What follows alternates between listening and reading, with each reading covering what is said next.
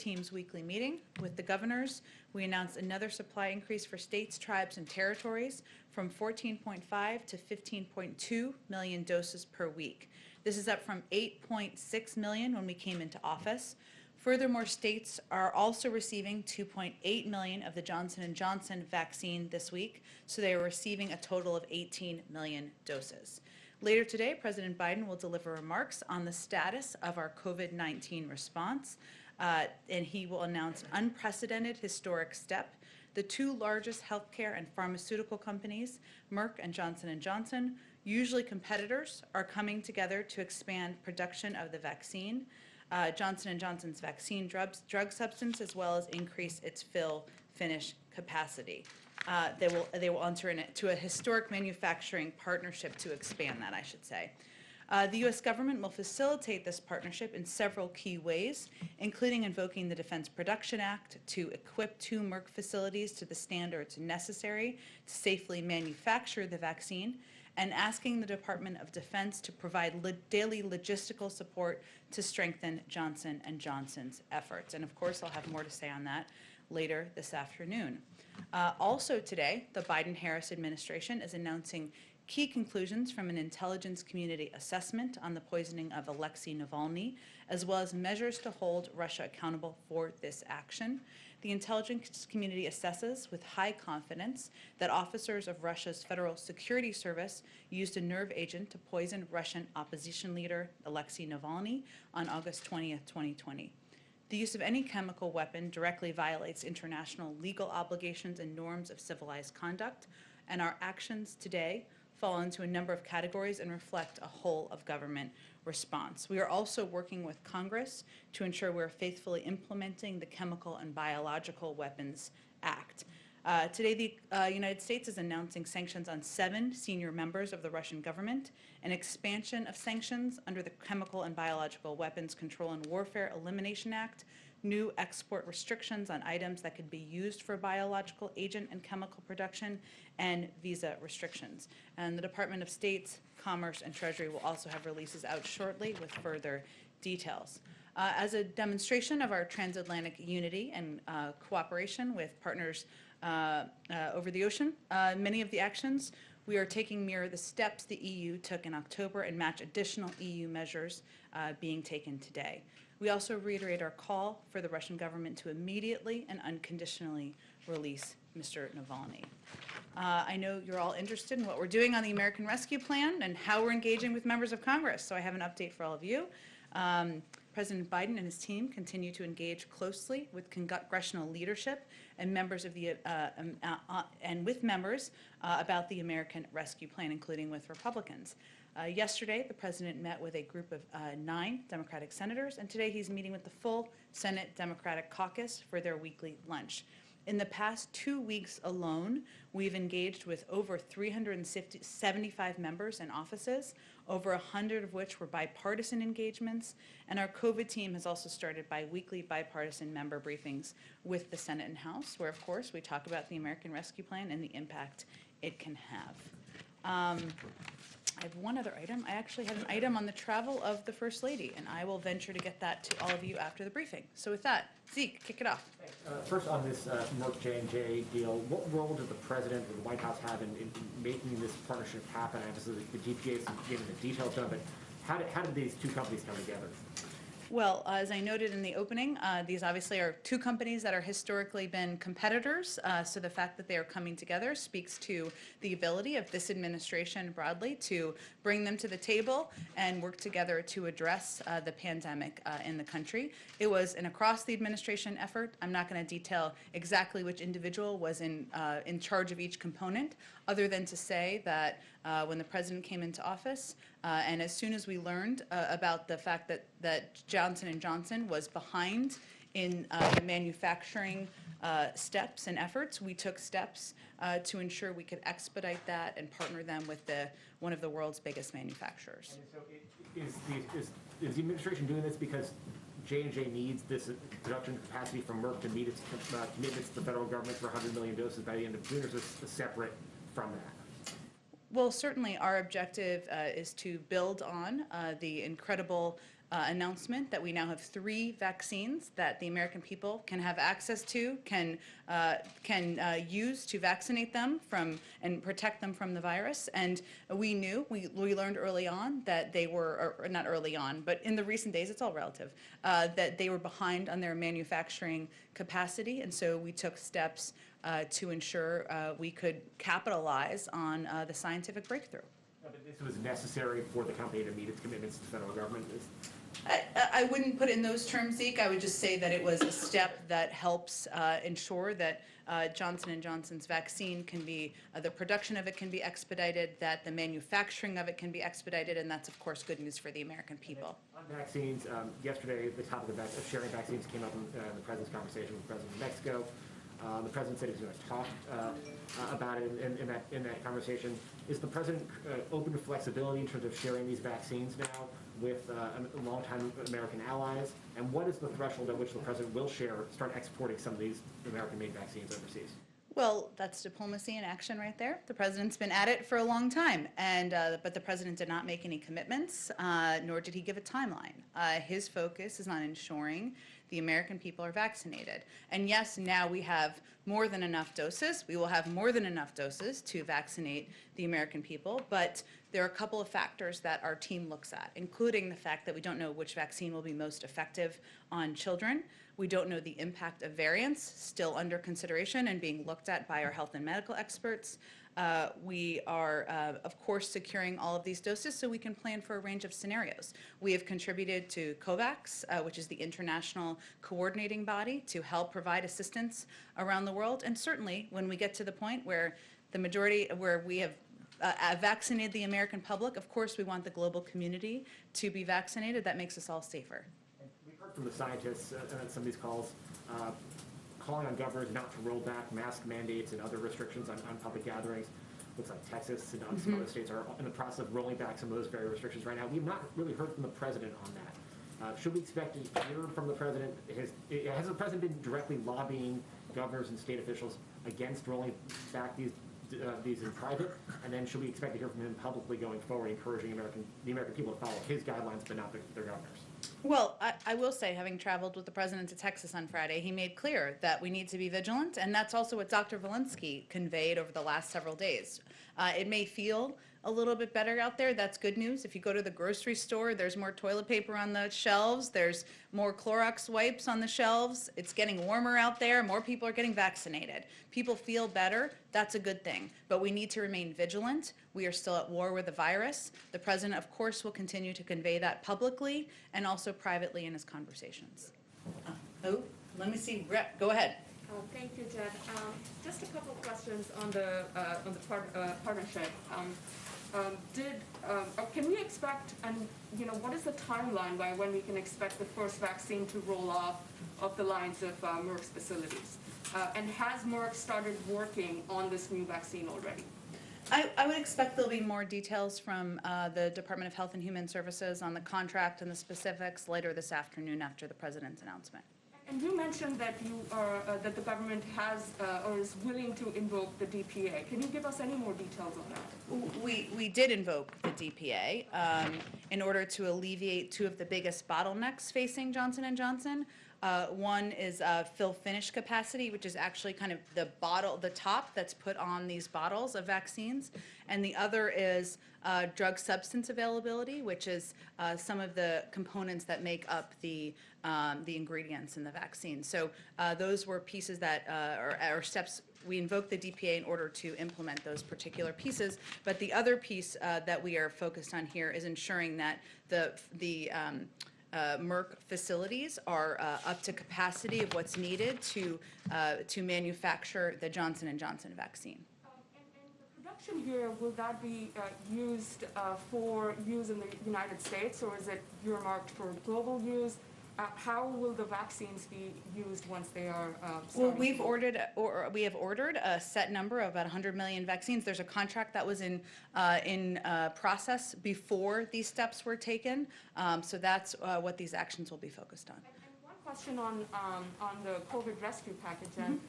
Does President Biden and the White House feel any need to perhaps reduce the unemployment benefits in the bill?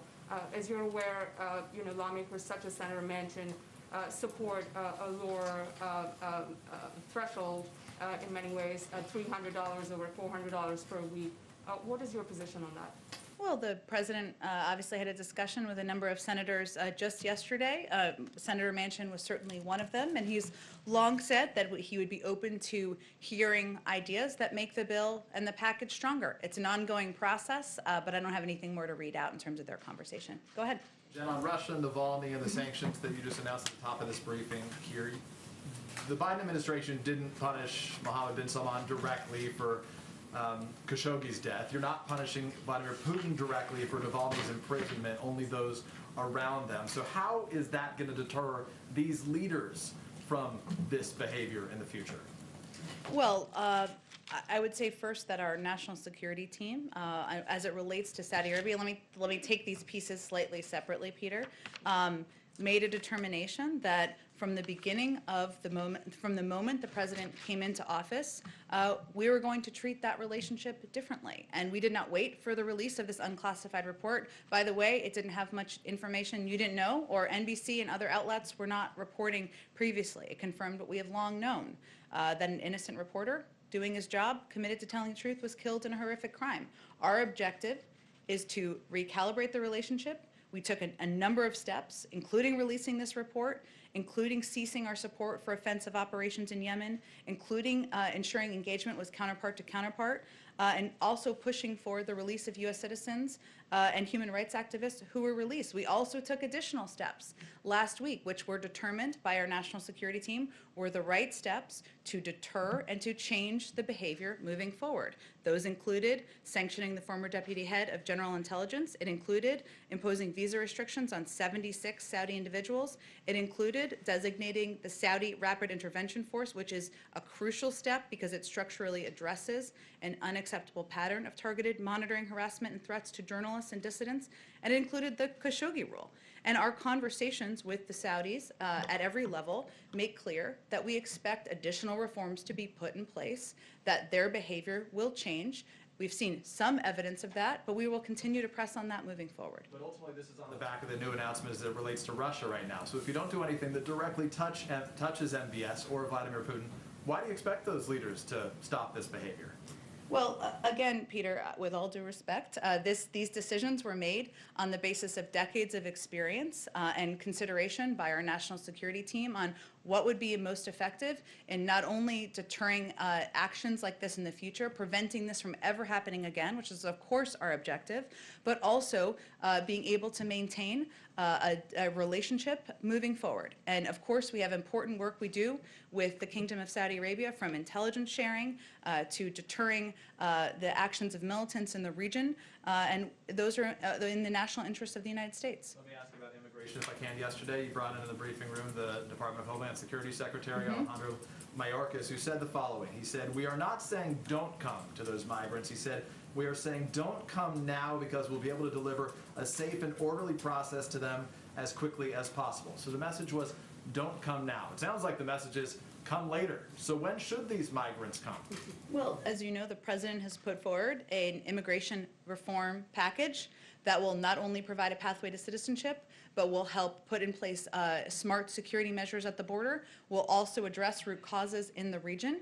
There also is time, and he talked about this quite a bit yesterday, as you know, that we need to dig out from the immoral and ineffective approach to immigration of the last administration. That's going to take time, probably months, for us to be able to process people at the border, to get people on the right path for consideration of for asylum seekers and others. Now is not the moment for that. So for clarity, it sounds like, even if unintentionally, you're sending the message that these migrants can come, they just got to wait a little bit longer. Is that the message you're sending? Well, we've been also clear, as he was yesterday, the majority of people who come to the border are turned away.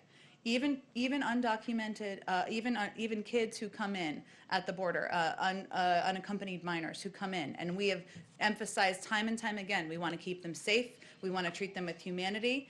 they are not guaranteed to stay in the United States. They still go through the processing. We just don't want to send them back, and the consideration of whether they can stay here through what is possible through our laws. It is still a difficult time. It's a difficult journey. We are not encouraging people to come, but we also believe differently from the past administration that we are not going to turn away kids who are under 18. Is the president going to be briefed on this from the Domestic Policy Council today? DHS assessing 117 or so thousand unaccompanied children. 117,000 unaccompanied children will arrive in the U.S. by their projection this year. Will he learn about it today? And that number seems like a crisis. The secretary said it isn't. How would we define a crisis?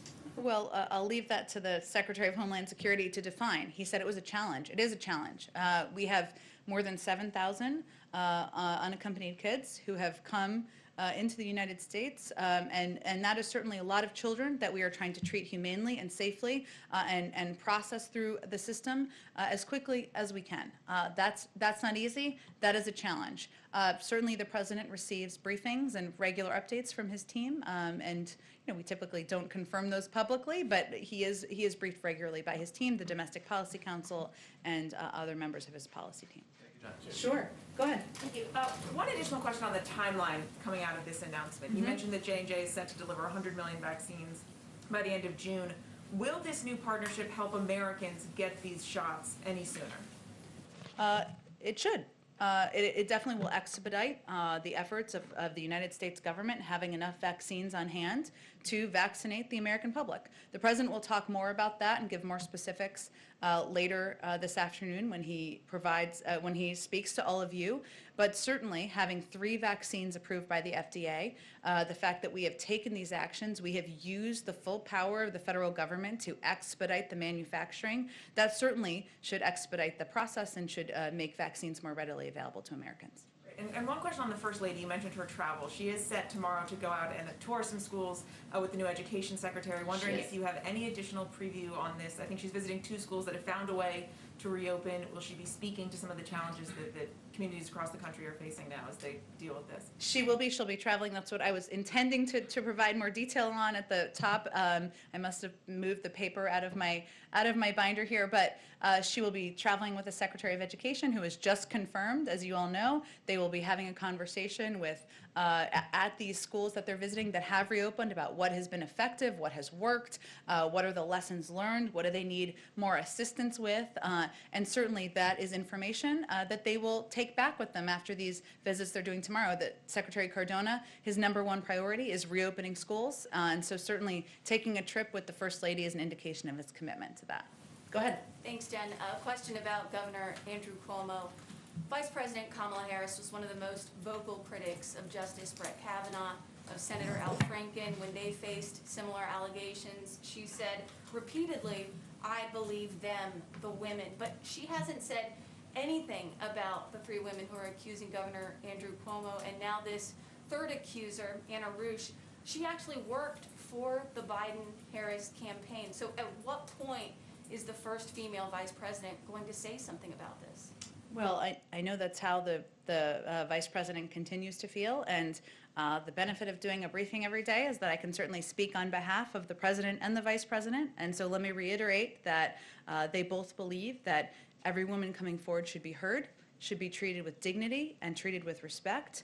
As you all know, the New York Attorney General will oversee an independent investigation with subpoena power, and the governor's office said he will fully cooperate, and we certainly support that moving forward.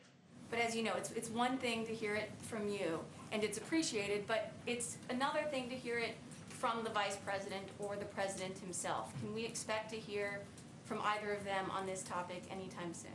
Well, again, I'm speaking on their behalf. That's how they feel. They're personally both view this as a situation where all of the women coming forward should be treated with dignity and respect and should have their voices heard, and that's the representation of their points of view. And one question on immigration, just to pick up from where Peter left off.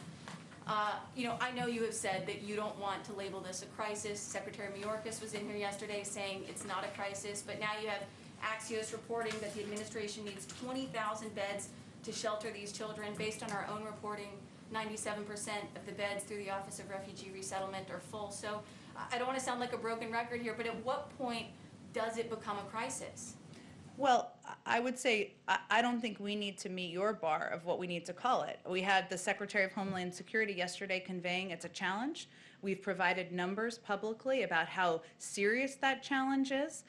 We, of course, because we are approaching this humanely and we are approaching this in a way where we will keep the children safe in a great break with the past administration, and because we're doing this at a time of COVID, that is even more challenging because most of these facilities are at 40% capacity, hence the number of beds that are being utilized. But again, we're going to approach this without labeling. We're going to approach this with policy, with humanity, and with a focus on what we can do to keep these kids safe and get them in homes as quickly as possible. Go ahead. I was wondering first on the Merck and Johnson announcement, is the administration in talks with any other vaccine manufacturers to pick up either on the Johnson & Johnson vaccine or Pfizer or Moderna to get more doses out right now? I don't think we have anything to preview for that, on that for you.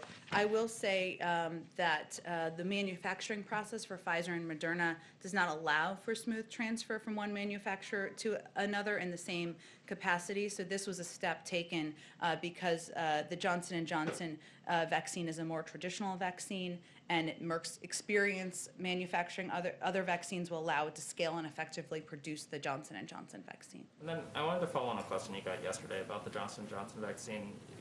You explained that it was being distributed by population state to state, but there's, I guess, a question of whether it might not make more sense, to distribute more of the Johnson & Johnson vaccine to more rural states where they might not have the capacity for where it might be tougher to ship something that needs to be stored at an extremely cold temperature, where they might only have, centralized hospitals, and so not be able to distribute that. And so I'm wondering if you could explain the administration's strategy of why Johnson & Johnson isn't being sent out to places where it might logistically make more sense. You could balance that out by maybe having more Pfizer or Moderna in like Washington, D.C., where it's easy to get from one side of the city to the other. Sure, those are all important considerations, but what the clear advice from our health and medical team is, and they've looked closely at all of the questions you've raised, all important ones, is that if you have access, for the American people, if you have whatever vaccine you have access to, you should take that vaccine. And of course, all of these vaccines are being distributed in communities across the country. As we've talked about a little bit here, we're going to have more than enough vaccine doses to distribute to communities across the country and to the American people. And we expect to have that done at an expedited pace from what we had been predicting previously. But the guidelines from our health experts, which is what we rely on, is that every American should take whatever vaccine they have access to in their pharmacy, at their health provider, at their community center, at the mass vaccination site, whatever it may be. The last one is, I know you've gotten some questions on this, but again, the chief of staff at the beginning, the administration had promised a sort of central clearinghouse, phone, internet for vaccine information, and you've kind of pointed to this effort where you can go on Vaccine finder? Yes. Yeah. Well, I guess this is my question: is like, do you find that to be sufficient? Because I think what we're hearing a lot from Americans is that it's, Americans who want to get this vaccine it's extremely hard to navigate, get an appointment. It's not really functioning. And one promise of your administration was, we're going to federalize this. We're going to be a central clearinghouse. We're going to kind of step in and help what has been scattershot. So You're right, and the Vaccine Finder website is available in about a half a dozen states. There are also websites in many states that provide access and provide guidance for people looking for where they can get a vaccine and access. So that is true in different states across the country as well. But one of the things we've also found, and the prism at which we're looking at this through, is that it's not just about people being able to go on websites. People also don't all have access to the internet, including many people who are in communities where there's higher level vaccine hesitancy, or rural communities. And so we've also taken a number of steps: call centers, proactive outreach to communities from health centers to get people to come and take the vaccine, because a website is not going to be the silver bullet that solves everything. It's a pilot, and so our intention is to expand it, but it's not going to be the only thing that helps solve this for the public. Go ahead.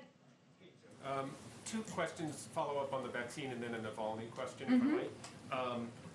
On the timing of of the administration's efforts to help pull this deal together. You said that it was within, I think, the last few weeks. Is that what you had said? We wrote our first story at the New York Times about a possible partnership between Merck and J&J for manufacturing on January 21st. That was when it published.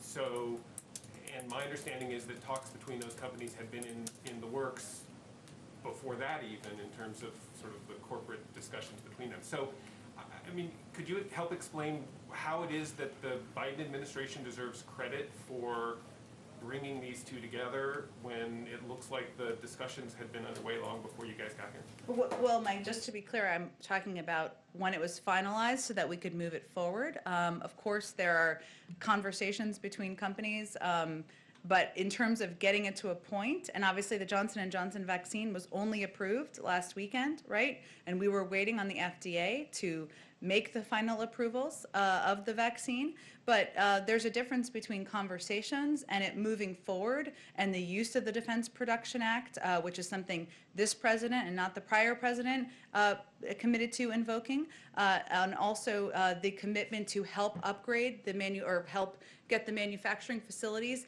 to the place where they needed to be in order to produce the vaccine. So I'm only conveying what got it across the finish line, and I think it's clear that that has only happened relatively recently, but certainly the history of conversations between Merck and J&J long before the J&J vaccine was even approved, you certainly might have more information on than I do. Second question on the timing of all of this.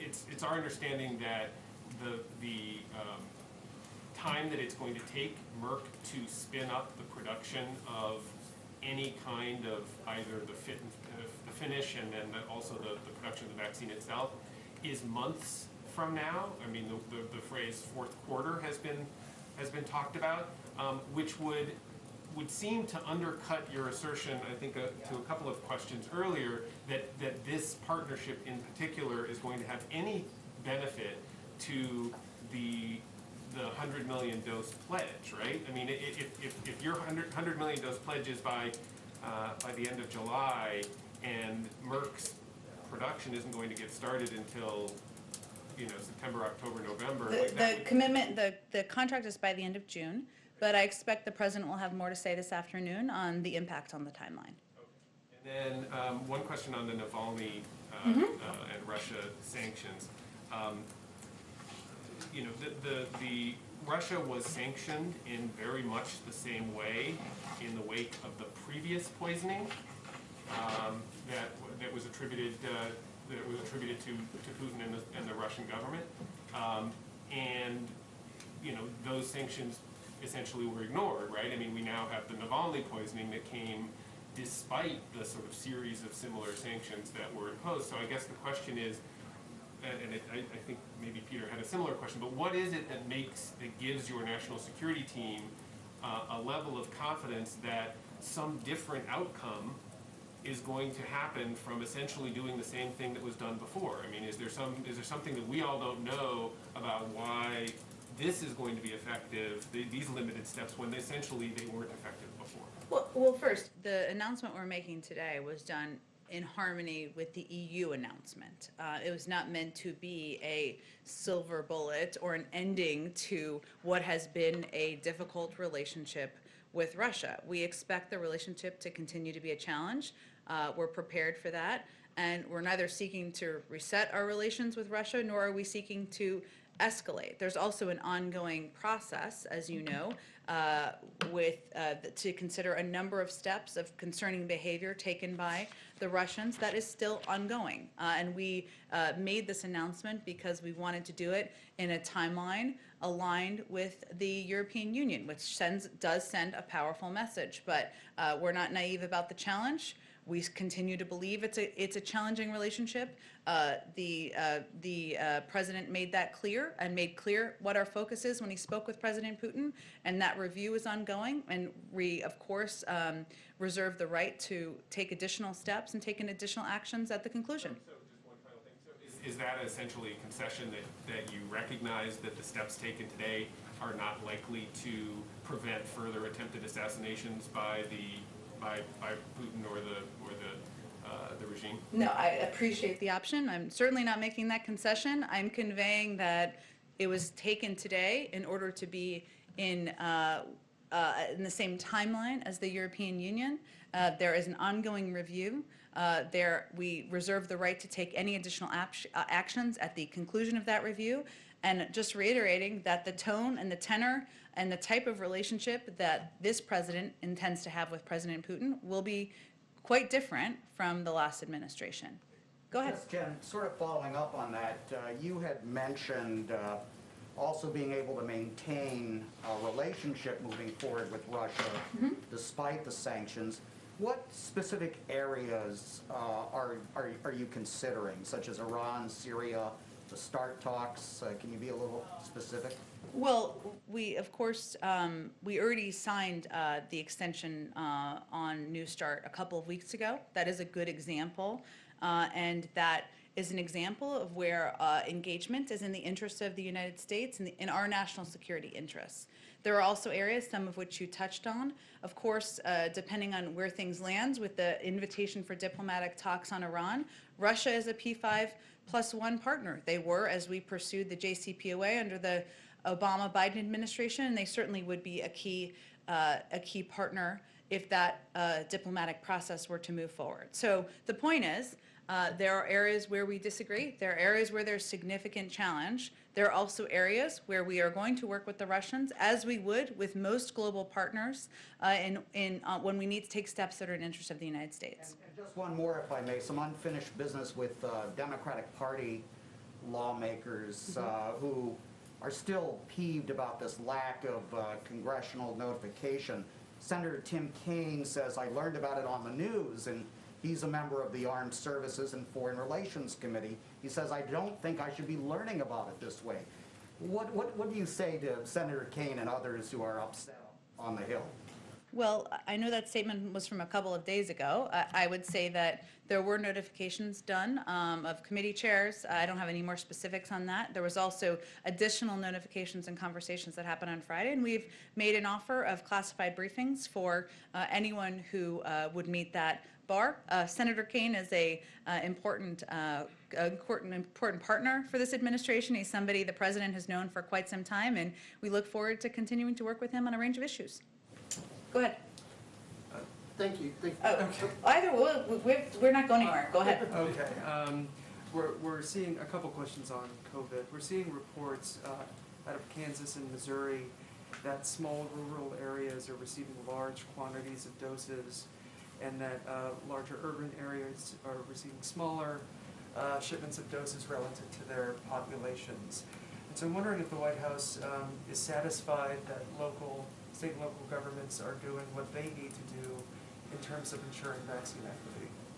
Well, we certainly track when we see for example, if there were one of the vaccines that were distributed primarily into certain demographic communities or neighborhoods, that would be a concern to us as well. We track that closely. I'm not familiar with these specific issues, but it is something that our COVID team looks at, and as there are issues, they raise them directly with state leaders. On mobile vaccination sites, I'm wondering what the federal role is, and if the federal government is helping to select the sites that these mobile sites are going to. We are working in close, as I noted a little bit earlier, our COVID coordinator, Jeff Zients, has a weekly meeting with governors where he provides an update, they have a discussion, we're also involved and engaged with local and state leaders on a regular basis, and certainly mobile vaccination sites and the implementation of those and where they can most effectively be utilized is something that is part of that discussion. I'm wondering what the administration is doing to avoid some of the problems that might arise with the J&J vaccine that have plagued the AstraZeneca vaccine in Europe, where in Germany and France, the AstraZeneca vaccine seems to be treated as a secondary vaccine or a second choice because of the perception that it has a lower efficacy rate. Is there a concern that might be an issue with the J&J? Well, one of the reasons that we've been very clear and why Dr. Fauci was very clear about this on Sunday, on 4 Sunday shows, let me just note, is that we now have 3 vaccines that are safe, that are effective in preventing serious illness, effective in preventing death, and anyone in the country who has access to any of these vaccines should take them. But it is certainly something that we are aware of in terms of that concern, and we are going to continue to communicate broadly and through a range of channels how effective all of these vaccines are. Go ahead. Thanks, Jen. Couple questions on New York and then one on Russia. You know, obviously this third allegation against Governor Cuomo has come out. This woman did work for President Biden during the campaign. I'm wondering what the president thinks about the calls for Governor Cuomo to resign and whether he's spoken directly either to his former staffer or the governor about this situation. The president believes, as I've noted, that every woman who comes forward deserves to be heard and treated with respect.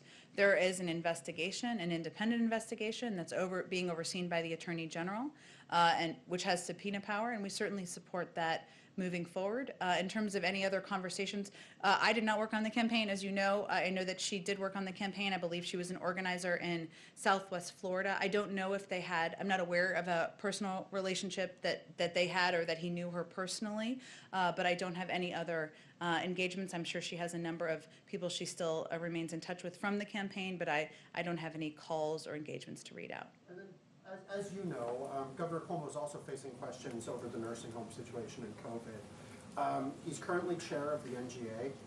He came up here to the White House in that capacity to discuss COVID with the president. His top aide, Melissa DeRosa, who's been pretty embroiled in this nursing home situation, was also advising the administration on COVID response during the transition. Does the president believe he should step aside from the NGA, and are you still, seeking advice from his administration on COVID? Well, that's a decision for the NGA, not a decision for the president or the White House. But I would say that New York, as you know, continues to be one of the hardest hit states by the COVID pandemic. It is one of the hardest hit states by the resulting economic downturn. And of course, we're going to continue to work with officials in that state to help the people of New York, help get the pandemic under control, and help get people back to work. And just going back to Russia, Yep. As Michael was pointing out, we're now, I believe, right in the midst of the 7th anniversary of the Crimea crisis. And we have seen, similar sanctions before against the Putin regime. I'm wondering if you're considering anything, what's the next step? What could be beyond sanctions? And also, as this discussion is happening, is the administration factoring in the captive Americans, Paul Whelan and Trevor Reed, in their response to this and in potential future actions? Well, of course, we raise the fact that American citizens are held by the Russians at every opportunity and at every level. I would say that, as I noted earlier, the review is still underway of several concerning actions, including the reports of bounties being on the heads of U.S. soldiers, of intervention or hacking of the 2020 election, and of course of the SolarWinds cyber attack. That's all underway. The president, the national security team, reserves the right to respond and in time and manner of their choosing. Certainly sanctions is part of that, but they reserve the right to respond in a manner seen and unseen once that process is concluded. Thanks very much. Sure, go ahead. Thank you, ma'am. One question from me and then two from my colleagues who can't be in the room. Okay. First off, something that sort of touches, I guess, on immigration and then also on vaccines.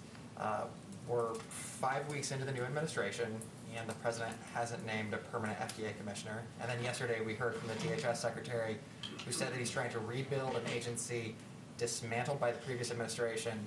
But so far the president hasn't named a nominee for Director of Immigration and Customs Enforcement, a commissioner of U.S. Customs and Border Protection, a director of U.S. Citizenship and Immigration Services.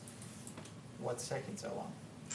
You're right, and he is eager to nominate individuals to fill all of those spots. We need to find the right people and the right nominees, and hopefully we'll have news on that in the coming weeks. But I don't have anything to preview for you, unfortunately, on personnel. All right, very good. And then from Christian Daytak of the Daily Caller, Interior announced yesterday it's giving out more than $260 million in grants to help coal production states create green energy jobs. Is the White House launching any programs to help those states transition fossil fuel workers into green tech, or are they leaving that up to the governors? I'm not familiar with the Interior program. I'm happy to certainly check on that. As I've noted in here before, the President is committed to moving forward on the rest of his Build Back Better agenda. We're going to wait until we're through the American Rescue Plan, and that is signed into law. Direct checks are going out to the American people, more money to get vaccines into arms. Schools are starting to reopen with money. So that's our focus now. But he believes that we can invest in areas like infrastructure and do that in a way that creates good-paying green jobs that are good-paying union jobs. And so I have nothing more to preview other than that remains his commitment. Similar question, similar agenda issue type question from Ella Nielsen of Vox. She's wondering where House Democrats' anti-corruption voting rights bill, H.R. 1, falls in the Biden administration's list of priorities. Well, it is certainly, I believe we put out a statement of administration policy yesterday. If not, it's coming soon. So, but I believe we put it out yesterday. The administration and the president remains committed to protecting the fundamental right to vote and making it easy for all eligible Americans to vote. That's something he talked about on the campaign trail, and that's why we need to pass reforms like H.R. 1, the For the People Act, and restore the Voting Rights Act. And so it is a priority to the president, something he'll be working with members of Congress to move forward on. Quick follow-up Go from ahead. my question yesterday in Okay. terms of the virtual visitor logs. Sure. You released the names of the Democratic senators who were speaking with the president virtually. Is there any discussion about making that standard operating procedure, as in he has a virtual meeting, you release the names, or should we expect to ask you each time there's a meeting? We proactively, most of the, I can't even think of a meeting we haven't, but we plan to proactively release, as we did yesterday. I think when I said that, it was released while I was up here, which is sort of a magical moment, but I didn't really have anything to do with that. We were intending to release the names. We will release the names of members that he meets with. Certainly we believe in being transparent and making that available to all of you. Of course, today it's a meeting with the caucus, so that is whoever attends that. I don't have that list. You'd have to talk to the leadership about that. Go ahead. Oh, thank you. So this is a little phone a friend on the First Lady's trip that I can give more details on, but go ahead.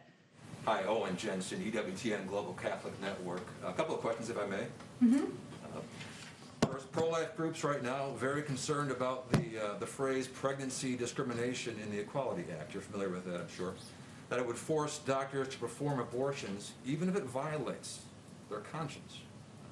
There are also concerns the bill would force doctors to perform gender transition surgeries and sterilizations again, even if it violates their conscience. What does President Biden, say about those concerns? The president's been a long supporter of Roe v. Wade. It has been his consistent belief that should be law, and he will fight to continue to protect that as being law. Conscience concerns is not a concern of his? No, I think, again, I'm just going to state what the president's policies are. Did you have another question? Will President Biden keep the Conscience and Religious Freedom Division at HHS, the office that was put in place under President Trump, will he keep it in place to receive conscience complaints from those doctors? You'll have to talk to a future Secretary Becerra once he is confirmed. Quickly, on another subject, on education. Every day that goes by, some kids are in school year-round, have been, for example, in Nebraska. Kids have been in school since day one back in August. In other states, strictly virtually. The education gap is widening, no doubt about that. When fall rolls around, if some schools are still not in person full-time, would the president accept that, or will he have a firm deadline in mind to get his kids back in the classroom? Well, the president wants schools to be back in the classroom. His wife is a teacher. He believes that not only do students want to be in school, but teachers want to be in school, and he wants them to be open 5 days a week.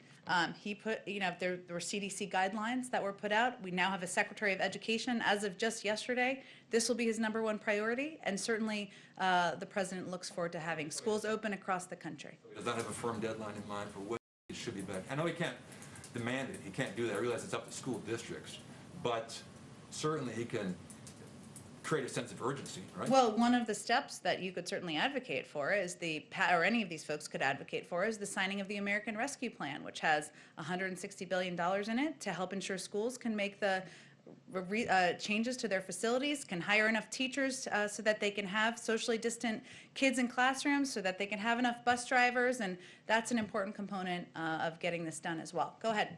Thank you, Jen. I have two questions. The first one, I just want to go back on this concept of vaccination, vaccine diplomacy.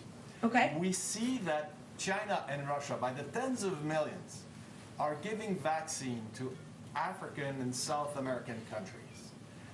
We understand, because you repeat this every day, that the president wants first every American to be vaccinated. But at what point, at what moment, aren't you worried that the U.S. are going to be left far behind, and Russia and China will have made major successes with these countries? Well, let me first say that we've also made a major contribution to COVAX, which is an international body coordinating the safe, equitable, fair distribution of vaccines across the country. That is across the world, I should say, I'm sorry. That is the mechanism and the body that we feel this should be done through. They also ensure that these vaccines reach the standards and meet the standards that we would fully expect them to meet. Of course, we're concerned by Russia and China using vaccines to engage with countries in a way where they're not holding them at times to the same standard the United States and a number of other countries would hold them to on human rights, on freedom of speech, freedom of religion, freedom of media even. Of course, that's a concern. But the president's focus is on ensuring the American people are vaccinated. Once we are, and of course we look forward to engaging with and continuing to engage with and contributing to the global community's effort to do that. But our first priority is vaccinating the American people. And my second question is on FBI Director Chris Wray in Congress today. Recognized, said that what happened on January 6th at the Capitol was domestic terrorism. It sounds like the review is done. The review you talked about a month ago, remember Canada. I do remember, but the president also called it domestic terrorism on January 6th. So he agrees. The review is not concluded. That's a 100-day review. They're looking at not just one incident, but many incidents. They want to do it comprehensively, not through a political lens. And when that's concluded, I'm sure we'll have more to say. So you're not ready yet to say, just like Canada a month ago, that the Proud Boy is a terrorist organization? Again, I think that we're going to conclude the review. We're looking at organizations, white supremacist organizations, a range of organizations across the country and their impact. We're not looking at individual incidents on their own. It's important that it's a comprehensive review.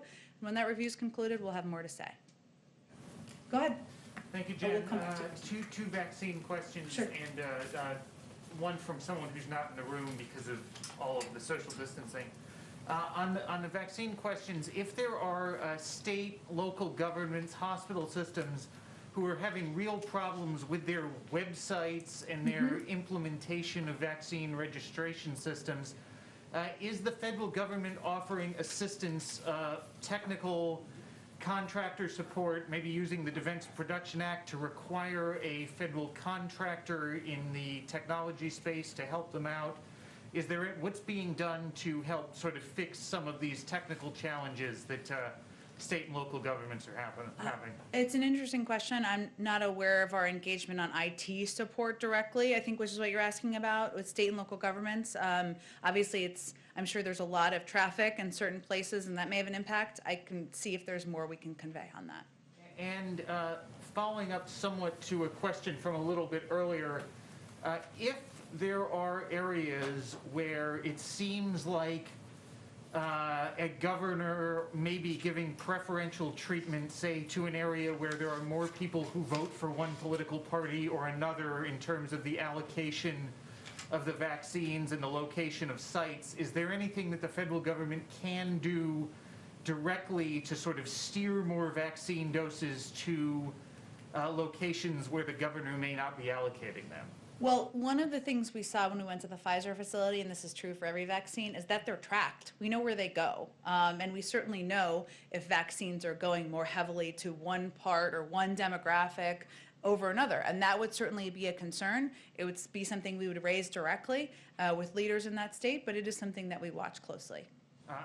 Are there any examples where that has happened, or would that be something you would at this point, keep under wraps if it had happened? I think I'm not aware of specific incidents, but it is something we track and we watch closely. And I think our first step in those scenarios would be to raise it directly with leadership in the states. And a question I got from someone who's actually in California, who was asking whether or not the president plans on engaging in the recall and in support of the governor in the event that there is a recall election in the California gubernatorial race.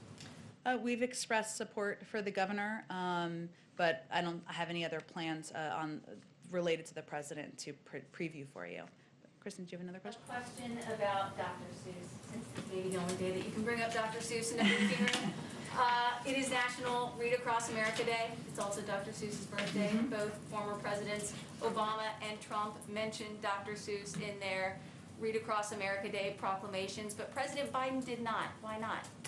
Well, first, the proclamation was written by the Department of Education, and you could certainly speak to them about more specifics about the drafting of it, but Read Across America Day, which, as you're right, has not existed forever, has only been around for a short period of time, elevates and celebrates a love of reading among our nation's youngest leaders. And the day is also a chance to celebrate diverse authors whose work and lived experience reflect the diversity of our country. And that's certainly what they attempted to do or hope to do this year. And as we celebrate the love of reading and uplift diverse and representative authors, it is especially important that we ensure all children can see themselves represented and celebrated in the books that they read. So does the omission have anything to do with the controversy about the lack of diverse characters in the author's books? Well, again, I think it is important that children of all backgrounds see themselves in the children's books that they read. But I would point you to the Department of Education for any more details on the writing of the proclamation. Go ahead. Did the president have any reaction to the passing of Vernon Jordan? I expect we'll have a statement out shortly, even maybe as we speak, but shortly about his passing. Yeah. Go ahead. A little bit of news on the media front. Your predecessor, Kayleigh McEnany, has just signed on as a Fox News contributor. Wondering if you have any good wishes for her, advice, and if she does have a show, if you'd be willing to go on. Sure. I've done Fox News Sunday twice now. I'm happy to go on a range of shows. I will say that I knew Kayleigh a little bit, not well. I met her when we were both CNN contributors, and we did a few shows, I'm not sure how many together. Like many Americans, we disagree on political issues, but we talked about our families, our spouses, sports, all sorts of things in the green room, and I certainly wish her the best in her future endeavors. Thank you, Jen. Thank you, everyone. Thank you.